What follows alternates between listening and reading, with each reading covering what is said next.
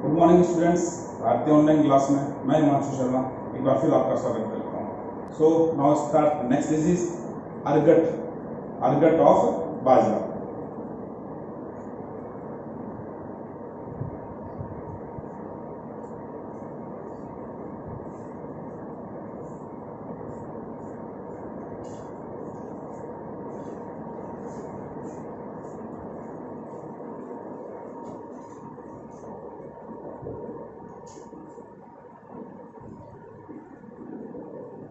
Ergot of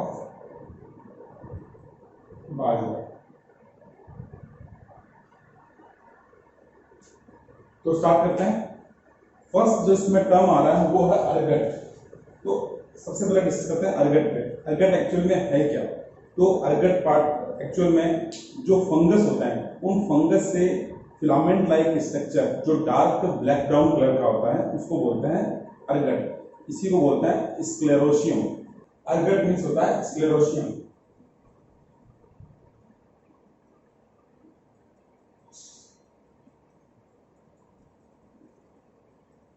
स्क्लेरोशियम। अब स्क्लेरोशियम बताया मैंने, आपको डिस्कस किया कि फंगस से रिलीफ जो भी फिलामेंट लाइक का पार्ट होता है जो हार्ड होता है ब्लैक ब्राउन कलर का है उसको बोलते हैं स्क्लेरोशियम। ठीक है, तो अर्गट मीन्स क्या हो गया? फंगल स्क्लेरोशियम। एक्चुअल में एक फंगस है, इसका नाम है क्लेविसेप्स।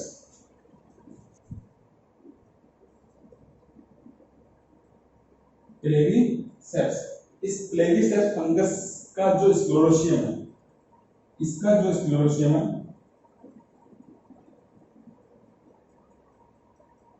ये स्क्लेरोशियम एनिमल्स में और ह्यूमन बीइंग में एक डिजीज जनरेट करता है जिसको बोलते हैं अर्गोटिज्म।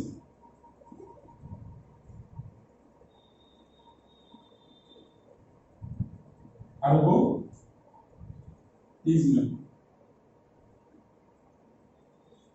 अर्गोटिज्म डिजीज जनरेट करता है। अर्गोटिज्म डिजीज के इफेक्ट से बेसिकली हेडेक के साथ में स्टमक पेन और साथ में क्या होता है वॉमिटिंग, ये सिम्टम्स एनिमल्स में और ह्यूमन में बोथ में कन्वर्ट होते हैं। जो अर्गोटिज्म सिम्टम जनरेट हैं ये क्लेविसेप्स के स्क्लेरोशियम के, और स्क्लेरोशियम में होता क्या है, एक साल्ट प्रेजेंट होता है जिसको बोलते हैं अर्गोटीन, और अर्गोटीन एल्केलॉइड के इफेक्ट से ये सिम्टम जनरेट होते हैं। इसीलिए इस डिजीज का नाम क्या हो गया? अर्गट डिजीज कहते हैं या अर्गोटीन डिजीज कहते हैं। क्लियर? अब करते हैं बात सबसे पहले इसके पैथोजन।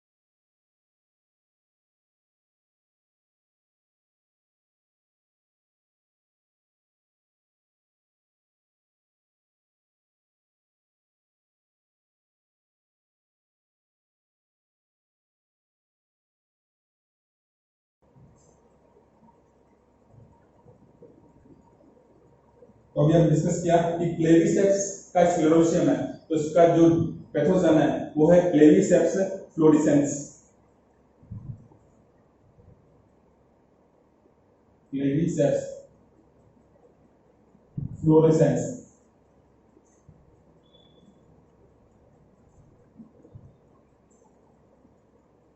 क्लेविसेप्स इसका हो गया जीनस और फ्लोरेसेंस हो गया इसका स्पीसीज। तो ये इसका पैथोजन है। ये जो फंगस है ये एक्चुअली सोइल बेस्ड फंगस है, मीन्स सोइल में क्या करता है ये कन्वर्ट होता है, बट इसका इफेक्ट सीड्स के ऊपर होता है। तो अगर किसी सीड के अंदर ऐसे सीड्स ट्रांसफर हो जाते हैं जिनके ऊपर ये फंगस प्रेजेंट है तो ये पूरी क्रॉप के अंदर क्या करता है, अपना इफेक्ट शो ऑफ कर देता है। तो ये आपको बताया मैंने इसका ट्रांसमिशन का प्रोसेस। अब शुरू करते हैं इसके सिम्टम्स।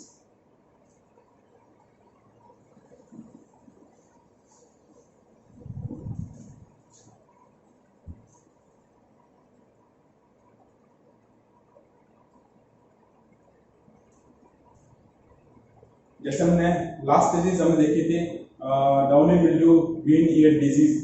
एक्चुअल में जो डिजीज थी वो पैथोजन कौन सा था अपना पैथोजन, स्क्लेरोस्पोरा ग्रेमिनिकुला, उसके थ्रू हुई थी। तो वो जो स्क्लेरोस्पोरा ग्रेमिनिकुला था उसने 2 पार्ट पर different different effect show off किए थे और उसी बेसिस के ऊपर 2 डिजीज जनरेट हुई। सेम कंडीशन यहाँ पर भी है।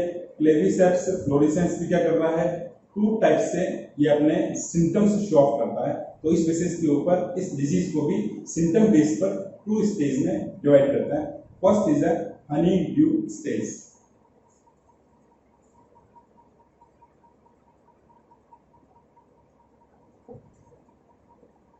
तो अफेक्टेड पार्ट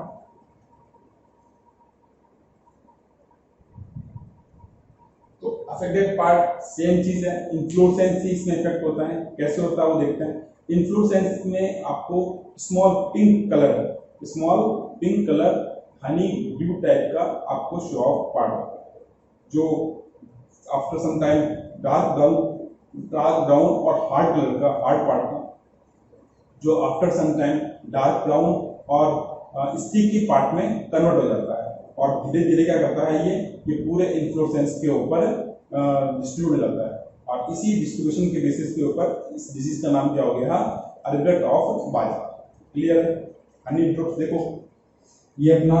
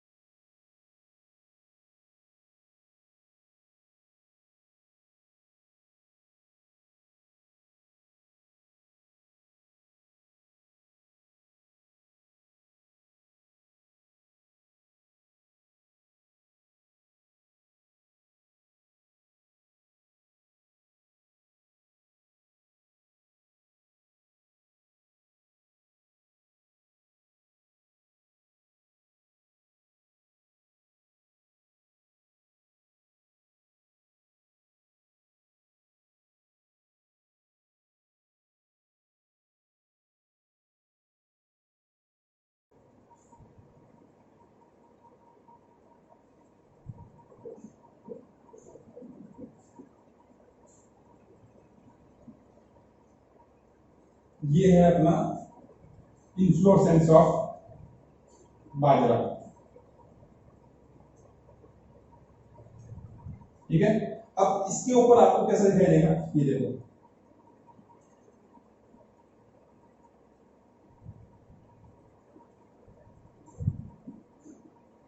ये डार्क कलर का पार्ट शो हो रहा है। इस टाइप का ही क्या हो जाएगा, ये स्टार्टिंग में तो होता है पिंक कलर का स्टिकी और बाद में कैसा हो गया ये डार्क ब्राउन ब्लैक कलर का स्टिकी हो जाता है। तो इसी को बोलते हैं हनी ड्यू स्टेज या फिर बाजा अर्गट डिजीज। क्लियर है। सेकंड जो स्टेप जनरेट होता है या सेकंड जो स्टेज है वो है स्क्लेरोशियम।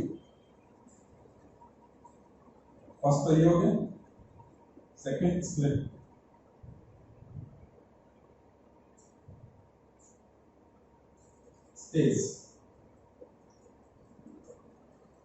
स्क्लेरोशिया जो स्टेज है उस स्टेज में जो आपने अभी हनी ड्यू स्टेज देखी थी वो हनी ड्यू स्टेज पूरे इसके ऊपर इन्फ्लोरेसेंस को क्या कर देगी, इफेक्ट कर देगी, उसके हर सीड को क्या कर देती है।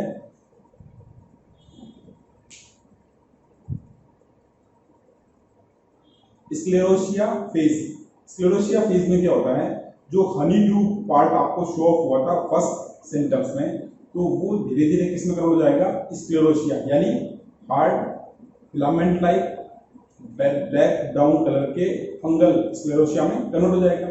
और वो स्क्लेरोशिया कब होता है, after 10 days. Sclerotia phase honey dew stop अपन ने लास्ट देखी थी, तो उस स्टेज के आफ्टर 10 डेज में हनी ड्यू पार्ट कन्वर्ट होता है जिसमें स्क्लेरोशिया में। स्क्लेरोशिया अपने स्टार्टिंग में बताया था कि फंगल का कैसा प्लांट, तो फंगल का कैसा फिलामेंट लाइक ब्लैक ब्राउन जो एल्कलॉइड स्क्लेरोशिया है उस टाइप। तो स्टार्ट करते हैं। स्क्लेरोशिया फेज, यह जो स्क्लेरोशिया phase, this phase convert into स्क्लेरोशिया phase. ये जो फेज होती है ये हनी ड्यू फेज के 10 डेज बाद में जनरेट होती है। इस फेज में क्या हुआ कि जो हनी ड्यू के अंदर जो ब्लैक ब्राउन स्टिकी पार्ट था वो कन्वर्ट हो जाएगा स्क्लेरोशिया में, यानी अर्गट में कन्वर्ट हो जाएगा, और अर्गट में कन्वर्ट होकर पूरे इन्फ्लोरेसेंस को, जैसे इन्फ्लोरेसेंस है ये पूरा का पूरा, इस पूरे इन्फ्लोरेसेंस के ऊपर अपना इफेक्ट जनरेट करता है और पूरा का पूरा ब्लैक ब्राउन कलर का इसका इन्फ्लोरेसेंस हो जाएगा। इस स्टेज को बोलते हैं स्क्लेरोशिया स्टेज। क्लियर है? तो ये था इसका सेकंड फेज स्क्लेरोशिया। अब आपको मैं दोनों डायग्राम दिखा रहा हूँ। फर्स्ट डायग्राम जो आपको शो हो रहा है वो है हनी ड्यू स्टेज का डायग्राम शो ऑफ कर रहा हूँ, आप देखिए उसको।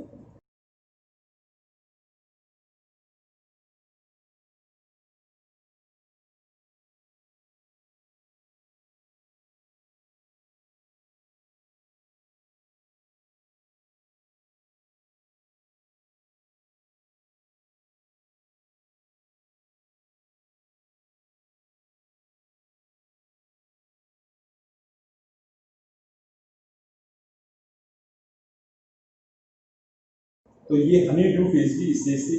अब मैं आपको दिखा रहा हूँ स्क्लेरोशिया फेज स्टेज, जो देखिए आप।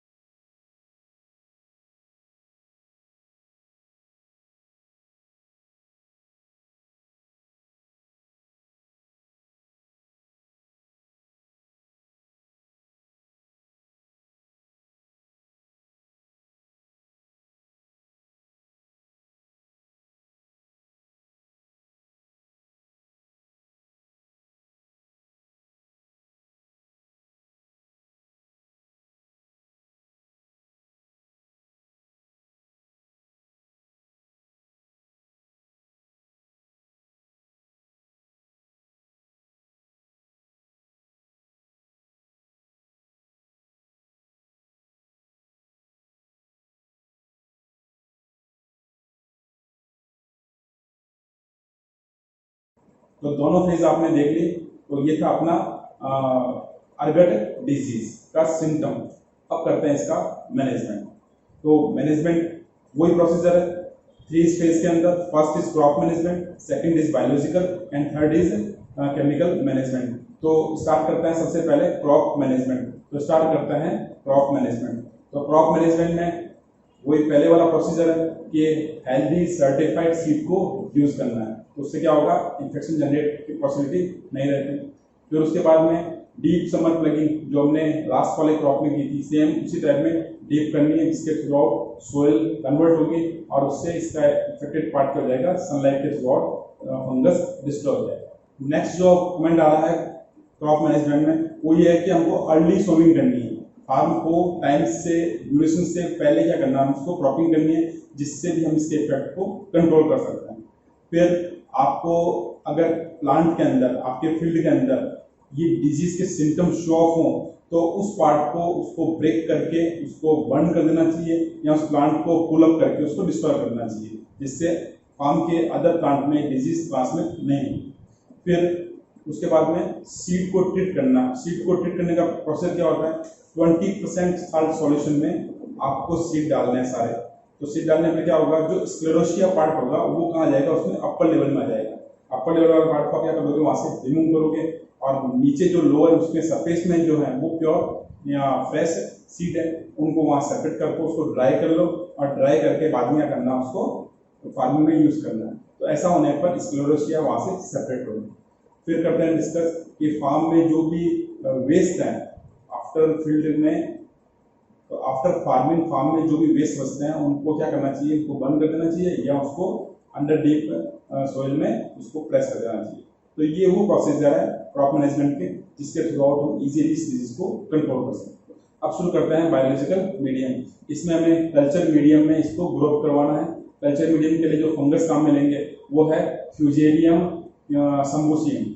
फ्यूजेरियम सम्बूसियम फंगस का यूज करके हम अगर कल्चर मीडियम जनरेट करवाते हैं तो इजीली इसको कंट्रोल कर सकते हैं। फिर रेजिस्टेंट क्रॉप, जैसे लास्ट में बात की थी ICMH 88,088, फिर राजस्थान 171, पूसा 23, ये वो क्रॉप्स है जो इससे रिस्टेंट है, यानी ये फंगस इनके ऊपर जनरेट नहीं होता। तो इसको यूज करके भी हम क्या कर सकते हैं, इस डिजीज से रिकॉर्ड कर सकते हैं। अब बात करते हैं केमिकल मैनेजमेंट। बेसिकली इस डिजीज के सिम्टम्स शो ऑफ होते हैं आफ्टर फ्लोरिंग। जब फ्लोरिंग उसमें स्टार्ट होती है उसके बाद में इसके सिम्टम्स शो ऑफ होते हैं। तो जैसे ही फार्म में फ्लोरिंग स्टार्ट होते हैं उस टाइम पे कार्बेंडाजोल जो अपना पाउडर है, स्प्रे है, उसको अगर फार्म में स्प्रे कर दें तो फंगस का इफेक्ट जनरेट नहीं होगा। तो ये था इसका केमिकल मैनेजमेंट। तो यहाँ पर हमने अपनी सेकंड डिजीज बाजरा अल्ब्रेक्ट डिजीज इसको कंप्लीट किया। तो अब स्टार्ट करते हैं next disease, cotton wilt disease.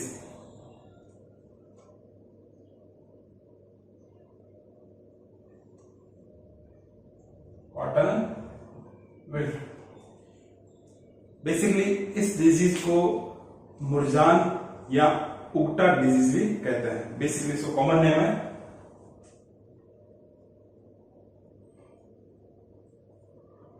मुरझान और उगटा। मुरझान डिजीज को कहने का जो रीजन है वो रीजन ये है कि फार्म में already sufficient moisture generator, farm को ऑलरेडी क्रॉप्स को जितनी उसकी नीड्स है उतना उसको वाटर अवेलेबल है, उसकी न्यूट्रिशन अवेलेबल है। उसके बाद में क्या होता है, जो ग्रीन प्लांट होता है, फ्रेश प्लांट होता है, वो धीरे धीरे विल्ट हो जाता है। तो ये कंडीशन होने के रीजन से इसको क्या कहते हैं, मुरझान डिजीज कहते हैं। और उगटा डिजीज कहने का रीजन ये है क्योंकि इसकी जो जाइलम जो वेसल्स होती है वो प्लग हो जाती है, और प्लग होने के रीजन से इसको उगटा डिजीज कहते हैं। तो शुरू करते हैं अपना ये डिजीज। तो सबसे पहले करते हैं इसके सिम्टम्स के बारे में। तो ये जो डिजीज होती है ये जहां ब्लैक सोइल होती है वहां पर सबसे ज्यादा इफेक्ट करती है। जहां पर ब्लैक होगा, ब्लैक सोइल। और कॉटन मोस्टली कहां प्रोड्यूस होता है, जहां ब्लैक सोइल होती है। तो जिस रीजन में ब्लैक सोइल होगी वहां पर इसका इफेक्ट जनरेट होता है। इसके इफेक्ट के अंदर, इसके सिम्टम्स में सबसे पहले क्या होता है वो देखिए आप, जो फार्म में प्लांट है,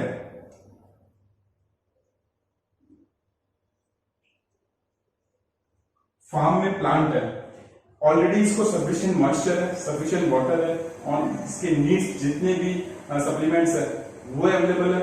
उसके बाद में क्या होता है, इसकी जो लीव्स होती है वो विल्ट हो जाती है। ठीक है, तो प्लांट पूरा विल्ट हो गया। फिर बाद में इफेक्ट जनरेट इसके लीव्स के ऊपर, लीव्स धीरे धीरे येलोनेस जनरेट होगी, और फिर धीरे धीरे क्या हो जाएगा, ड्राई हो जाएगी, और फिर पूरा प्लांट क्या हो जाएगा, ड्राई हो जाएगा। जब आप इसके डायग्नोसिस करते हो कि रीजन क्या है कि प्लांट कैसा हो गया, ड्राई हो गया, तो आप इसकी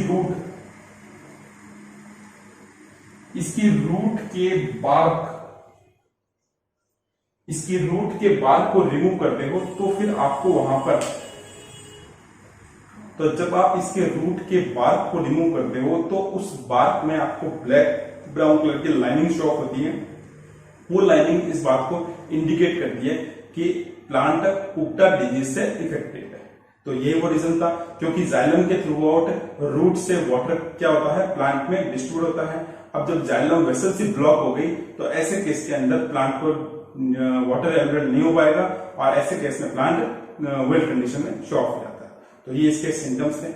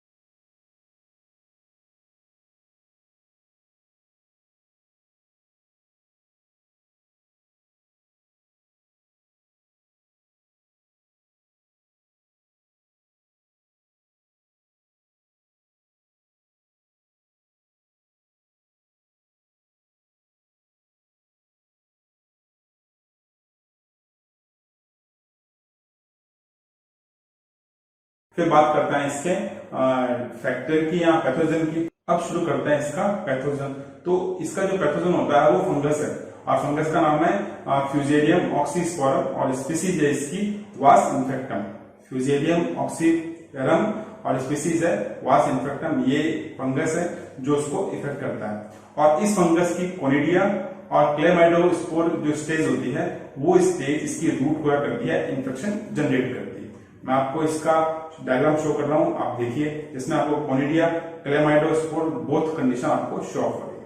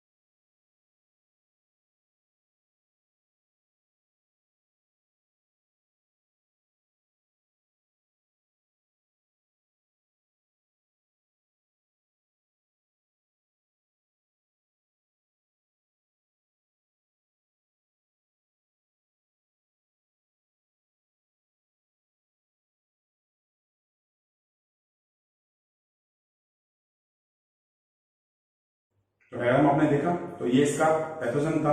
अब करते हैं इसका मैनेजमेंट। स्टार्टिंग से जैसे अपन स्टडी करते हैं, मैनेजमेंट 3 फेज में करते हैं। फर्स्ट है क्रॉप मैनेजमेंट, सेकंड है बायोलॉजिकल मैनेजमेंट, और लास्ट है केमिकल मैनेजमेंट। तो स्टार्ट करते हैं। फर्स्ट है क्रॉप मैनेजमेंट। तो क्रॉप मैनेजमेंट में जो हेल्दी और सर्टिफाइड सीड है उनको यूज करना कंपल्सरी है, क्योंकि ऐसा होने पर डिजीज जनरेट होने के चांसेस 0% होता है। सेकंड है जो नॉन हॉस्ट क्रॉप्स है उनके साथ में क्रॉप रोटेशन कंप्लीट करना चाहिए। रीजन कि आपने कॉटन को प्रोड्यूस किया अभी, ठीक है, कॉटन की क्रॉपिंग कर ली। अब कॉटन की क्रॉपिंग कर ली, इसमें इन्फेक्शन जनरेट हो गया, तो इसके जो पार्ट्स हैं, इसके डिफ्यूज पार्ट्स हैं इसके फंगस के, वो सोइल में प्रेजेंट हो गए।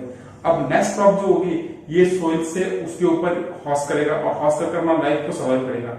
अगर हमने यहाँ पर इस टाइप की क्रॉप शो ऑफ कर दिया, क्रॉप को प्रोड्यूस कर दिया जो इन फंगस के लिए क्या नहीं है, हॉस्ट नहीं है, तो ऐसे केस में क्या हो जाएगा, फंगस डेवलप नहीं हो पाएगा।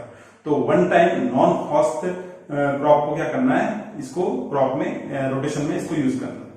फिर बात करते हैं इसमें कि जो क्रॉप वेस्ट होते हैं, जैसे अपन ने क्रॉप प्रोड्यूस कर ली, उसके बाद प्रोडक्शन हो गया, फिर जो वेस्ट पार्ट्स होता है उन वेस्ट पार्ट्स को फार्म से क्या करना चाहिए, रिमूव कर देना चाहिए, उनको बर्न कर देना चाहिए।